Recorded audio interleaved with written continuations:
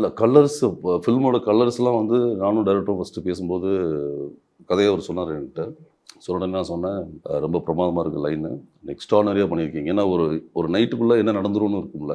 அத அழகா வந்து அந்த ஃபேமிலியோட அ கனெக்ட் பண்ணி, இந்த ஆக்ஷன் த்ரில்லர வந்து அது கூட பிளெண்ட் பண்றது இருக்குல்ல, அத ரொம்ப பெர்ஃபெக்ட்டா பண்ணிட்டாரு டைரக்டர். ஸோ அது எக்ஸ்ட்ரார்டினரியா இருந்துச்சு. எனக்கு ரொம்ப புடிச்சிருந்தது. அதே மாரி பார்த்தீங்கன்னா, இவங்களுக்கு டைரக்டருடைய ப்ரீவியஸ் படங்கள்லேருந்து எடுத்தீங்கன்னா, பண்ணையாரும் பத்மினிலேருந்து எடுத்தீங்கன்னா, சேதுபதியிலேருந்து குழந்தைங்க மேல அவருக்கு ரொம்ப ஒரு பெரிய ஈடுபாடு இருக்கும். ஆனா அந்த ஸ்கிரிப்டுக்குள்ள அது அந்த ஃபேமிலிய கீப் அப் பண்ற விஷயம் இருந்துகிட்டே இருக்கும் தொடர்ந்து. இப்ப இந்த படத்துலயும் அதே மாரி பார்த்தீங்கன்னா, சின்ன பசங்க வந்து விக்ரம் சாருக்கும் சின்ன பசங்க இருப்பாங்க. அவங்க ஃபேமிலில சின்ன பசங்க இருப்பாங்க. எஸ்பி சாருக்கும் சின்ன பசங்க இருப்பாங்க. அது வந்து அந்த ஃபேமிலிய வந்து அழகா போர்ட்ரே பண்ணியிருந்தாரு. ஆனா அவர்ட்ட தான் அடிக்கடி சொல்லிட்டே இருந்தேன். ரொம்ப அழகா நீங்க அத வந்து பிளெண்ட் பண்ணியிருந்தீங்க அப்படின்னு சொல்லிட்டு.